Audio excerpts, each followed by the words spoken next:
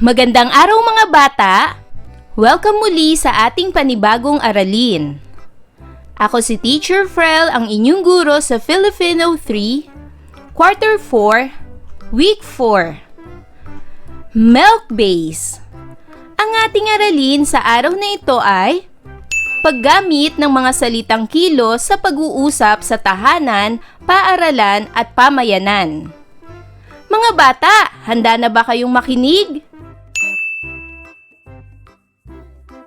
Sa araling ito, ikaw ay inaasahan na magagamit mo ang mga salitang kilos sa pag-uusap tungkol sa iba't ibang gawain sa tahanan, paaralan at pamayanan.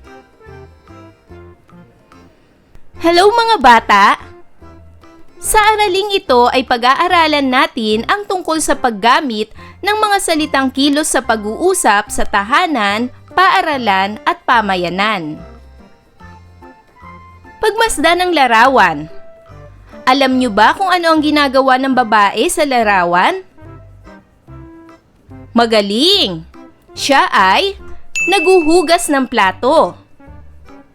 Ang larawang ito, ano kaya ang ginagawa ng batang ito? Magaling! Siya ay nagsusulat. Ang batang ito, ano kaya ang ginagawa niya? Magaling! Ang batang ito ay nagdidilig ng halaman. Ang batang ito, ano ang ginagawa niya? Magaling! Siya ay sumasayaw. Ang mga bata sa larawang ito, ano kaya ang ginagawa nila? Magaling! Sila ay naglalaro. Ang mga salitang naguhugas, nagsusulat, nagdidilig, sumasayaw, at naglalaro ay mga salitang kilos. Ito rin ay tinatawag na pandiwa. Ano nga ba ang pandiwa? Ang pandiwa ay salita na nagsasaad ng kilos o galaw ng isang tao, hayop o bagay. Ito ay nagbibigay buhay sa pangungusap. Narito ang halimbawa ng mga pangungusap na may pandiwa. Si Mikay ay naglilinis ng bahay. Ang pandiwa o salitang kilos sa pangungusap na ito ay naglilinis. Sumunod na halimbawa, ang tatay ay nagkukumpuni ng silya. Ang pandiwa o salitang kilos sa pangungusap na ito ay nagkukumpuni. Sumunod na halimbawa, ang aking nanay ay nagluluto ng masarap na adobo. Ang pandiwa o salitang kilos sa pangungusap na ito ay nagluluto. Sumunod na halimbawa, magaling gumuhit ang aking kapatid.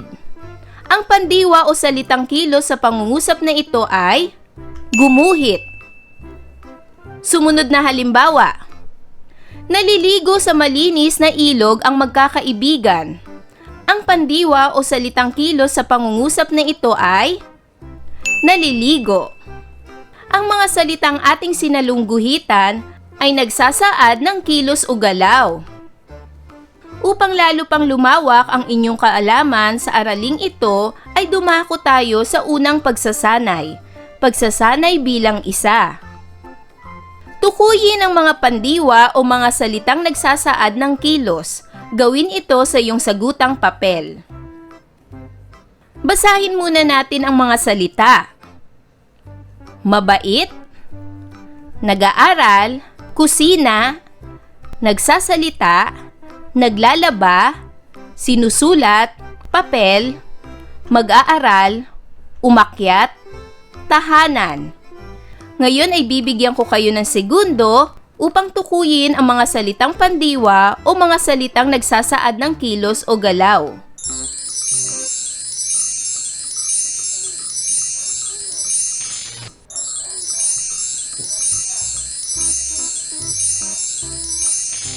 Natukoy niyo na ba mga bata? Kung ganon, magaling! Alamin na natin kung ano-ano ang mga salitang pandiwa o nagsasaad ng kilos o galaw. Lalagyan natin ito ng check. Ang mga salitang ito ay nag-aaral. Sumunod ay nagsasalita. Sumunod ay naglalaba. Sumunod naman ay sinusulat. At ang huli ay umaakyat. Ang mga salitang walang check ay hindi pandiwa o salitang kilos. Muli, ang mga salitang kilos ay nag-aaral, nagsasalita, naglalaba, sinusulat, umaakyat. Ngayon naman ay basahin natin ang isang tula. Ang pamagat ng tula ay Huwarang Pamilya, mula sa Batang Pinoy Ako, pahina 147 hanggang 148. Sa aming tahanan, buo ang pamilya. Lubos ang kasiyahan aming nadarama. Maaga pa lamang iyong makikita. Haligi ng tahanan, hayun na sa palayan. Ilaw ng tahanan, laging nariyan. Tunay na mapagmahal, maasikaso talaga. Si kuya, si ate, maaasahan din. Masipag, magalang, magaling sa eskwela. Itong aking pamilya magandang huwaran. Sa aking paglaki, sila ang tutularan. Naibigan niyo ba ang tula, mga bata? Ngayon naman ay dumako tayo sa pagsasanay bilang dalawa. Isulat ang mga salitang nagpapakita ng kilos sa binasang tula. Gawin ito sa iyong sagutang papel. Ang mga salitang nagsasaad ng kilos mula sa tulang ating binasa ay